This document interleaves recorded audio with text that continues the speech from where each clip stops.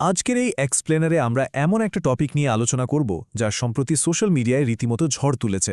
আপনারা অনেকেই হয়তো সাংবাদিক ইলিয়াস হোসাইনের সেই ভাইরাল ভিডিওটির কথা শুনেছেন, যেখানে বাংলাদেশের জাতীয় নিরাপত্তা, পলিটিক্স আর ভূ-রাজনৈতিক ষড়যন্ত্র নিয়ে বেশ কিছু ভারী দাবি করা হয়েছে।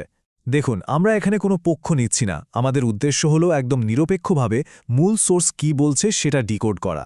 তো চলুন এই জটিল দাবিগুলোর জট খোলা যাক। ওকে, চলুন একদম সরাসরি মূল কথায় ঢোকা যাক। আমরা এমন এক ভয়ঙ্কর জায়গায় দাঁড়িয়ে আছি, দেশের সার্বভৌমত্ব আজ হুমকির মুখে। জাস্ট একবার ভাবুন কথাটা।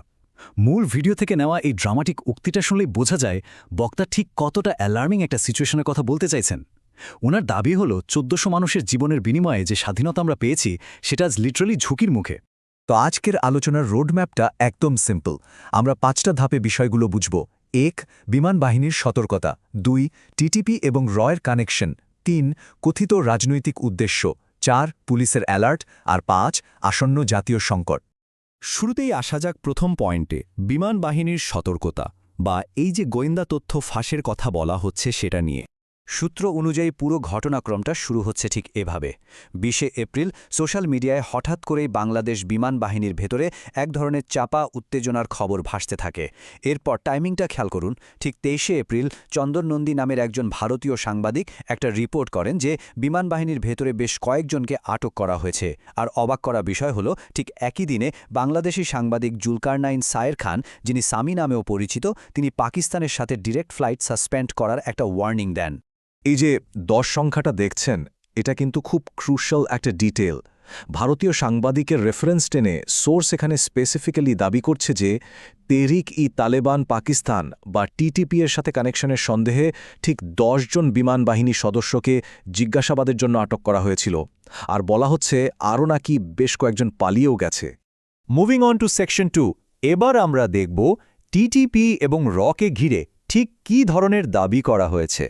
এখানকার সবচেয়ে সারপ্রাইজিং বা বলতে পারেন সবচেয়ে ইন্টারেস্টিং দিকটা হলো টিটিপি ডেফিনেশন। ন্যাচুরালি আমরা টিটিপিকে পাকিস্তানের একটা স্বাধীন অ্যান্টি গভর্নমেন্ট মিলিটেন্ট গ্রুপ হিসেবে জানি, রাইট? কিন্তু এই কমেন্টারিতে পুরো ধারণাটার জন্য একটা ধাক্কা দেওয়া হয়েছে।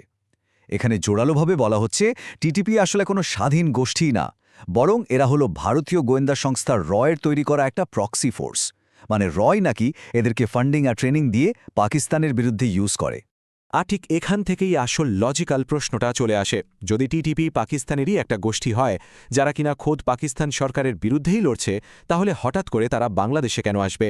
বাংলাদেশের বিমান ঘাঁটিকে টার্গেট করার তো কোনো মানেই হয় না, তাই না? সোর্স নিজেও ঠিক এই প্রশ্নটাই তুলেছে। এই ধাপে এসে বক্তা পুরো ঘটনাটা কিভাবে ঘটল তার একটা ছক দিয়েছেন। বলা হচ্ছে, প্রথমত পাকিস্তানি ইন্টেলিজেন্স বাংলাদেশ সরকারকে ওয়ার্ন করে যে দেশে টিটিপি এর লোকজন ঢুকেছে। দ্বিতীয়ত, এই ইনফরমেশনের উপর বেস করেই নাকি পাকিস্তান থেকে সরাসরি ফ্লাইট বন্ধ করার তাগিদ দেওয়া হয়। আর তৃতীয়ত, সবচেয়ে অ্যালার্মিং দাবিটা হল চট্টগ্রামের জহুরুল হক বিমানঘাটির মসজিদে নাকি ইমামের ছদ্মবেশে একজন টিটিপি এজেন্টকে ইনফিল্ট্রেট করানো হয়েছিল। ওকে, এবার আসি পার্ট 3তে, কথিত রাজনৈতিক উদ্দেশ্য আর এর পেছনের বাহ্যিক চাপের কথায়। এখানে একটা বেশ বড়সড় পলিটিক্যাল কন্ট্রাস্ট বা তুলনা টানা হয়েছে। সোর্সের দাবি হল বিএনপির ভারপ্রাপ্ত চেয়ারম্যান তারেক রহমানের সাথে বিদেশি শক্তি, বিশেষ করে ভারতের বেশ কয়েকটা শর্তে ডিল হয়েছিল, যেমন আওয়ামী লীগকে রাজনীতিতে স্পেস দেওয়া বা বিচ্ছিন্নতাবাদীদের দমন করা। কিন্তু বলা হচ্ছে তারেক রহমান নাকি এই দাবিগুলো পুরোপুরি ইগনোর করেছেন। উল্টো দেশের ভেতরে আইপিএল সম্প্রচার বন্ধ রাখার মতো ডিসিশনগুলো তিনি বহাল রেখেছেন বলে দাবি করা হচ্ছে। সো ক্রুশাল পয়েন্টটা আসলে এখানেই।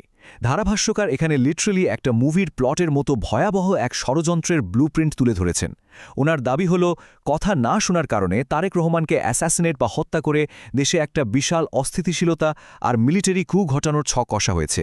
আর এরপর নাকি অনুগত দ্বিতীয় সারির নেতাদের ক্ষমতায় বসিয়ে সাধারণ মানুষকে ইমোশনালি ম্যানিপুলেট করার জন্য তারেক রহমানের নামে বিশাল রাষ্ট্রীয় শোক পালনের একটা প্ল্যানও করা আছে। এবার ৪ নম্বর সেকশন, আমাদের দেশের ভেতরে পুলিশের রেসপন্স বা সতর্কতা কেমন ছিল। এই জায়গাটায় একটু মনোযোগ দিন। আমরা আগেই দেখলাম যে ২৩শে এপ্রিল সাংবাদিকরা ওয়ার্নিং দিচ্ছিলেন, আর এক্স্যাক্টলি ওই একই দিনে বাংলাদেশ পুলিশ সদর দপ্তর থেকে একটা গোপন ও জরুরি মেমো ইস্যু করা হয়। সেখানে কিন্তু পরিষ্কারভাবে নিষিদ্ধ ঘোষিত উগ্রবাদী সংগঠনের সম্ভাব্য হামলার ব্যাপারে অ্যালার্ট করা হয়েছিল। দুইটা ঘটনার ডেট একদম সেম। এটা কি জাস্ট কাকতালীয়? নাকি এর পেছনে অন্য গল্প আছে? কিন্তু এখানে একটা বড় টুইস্ট আছে। সোর্স পলিটিক্যাল পার্টিগুলোকে, স্পেশালি বিএনপিকে, খুব স্ট্রংলি ওয়ার্ন করেছে। বলা হচ্ছে, এই মুহূর্তে যদি তারা এই উগ্রবাদী হামলার কথা স্বীকার করে নেয় বা জঙ্গি কার্ড খেলা শুরু করে, তবে সেটা মারাত্মক একটা পলিটিক্যাল ফাঁদ হতে পারে। কারণ এটা স্বীকার করার মানেই হলো বিদেশি শক্তিগুলোকে এই ন্যারেটিভটা এস্টাবলিশ করার সুযোগ দেওয়া যে দেশে আসলেই জঙ্গিবাদ আছে, আর সেটা আখেরে বিরোধী দলের জন্যই বড় একটা বিউমেরাং হবে। ফাইনালি, সেকশন 5 ভূ রাজনীতির এসব থিওরি থেকে এবার আমরা একটু দেশের ভেতরের বাস্তবতায় চোখ রাখি। এতক্ষণ তো অনেক জিওপলিটিক্যাল থিওরি শুনলাম, কিন্তু গ্রাউন্ড রিয়ালিটি কি? সোর্স আমাদেরকে মনে করিয়ে দিচ্ছে যে দেশে এখন ভয়ঙ্কর কালবৈশাখীতে ক্ষয়ক্ষতি হচ্ছে, মাঠের পর মাঠ ধান ও ফসল নষ্ট হচ্ছে, যার মানে হল সামনেই একটা বিশাল খাদ্য সংকট আসতে পারে। তার উপর আছে তেলের চড়া দাম আর ভয়াবহ জ্বালানি সংকট। এগুলো তো আর থিওরি না, একদম রিয়েল লাইফ ক্রাইসিস। আর বলা হচ্ছে পলিটিশিয়ানদের উচিত এখনই এদিকে ফোকাস করা। অথচ ঠিক এমন একটা ক্রাইসিসের সময় পলিটিক্যাল পার্টিগুলো করছেটা কি?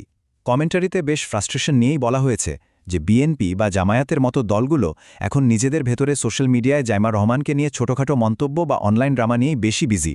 সোর্স খুব জোরালোভাবে আহ্বান জানিয়েছে যে এসব তুচ্ছ অন্তর্দ্বন্দ্ব বাদ দিয়ে ন্যাশনাল সিকিউরিটি আর আসন্ন দুর্যোগের কথা ভেবে এখনই সবার এক হওয়া উচিত। তো সব মিলিয়ে আমরা একটা চরম গোলকধাঁধার সামনে দাঁড়িয়ে আছি। একদিকে ভয়াবহ প্রাকৃতিক আর ইকোনমিক ক্রাইসিস, আর অন্যদিকে কথিত বিদেশি ষড়যন্ত্র আর মিলিটারি থ্রেটের মতো বিশাল সব দাবি। এই দুয়ের মাঝে ব্যালেন্স করে আমাদের পলিটিক্যাল লিডারশিপ ঠিক কিভাবে এই সিচুয়েশনটা ন্যাভিগেট করবে? আদৌ কি পারবে? প্রশ্নটা আপনাদের জন্য রেখে গেলাম, ভাবতে থাকুন। আজকের এই এক্সপ্লেনার এখানেই শেষ করছি। ভালো থাকবেন।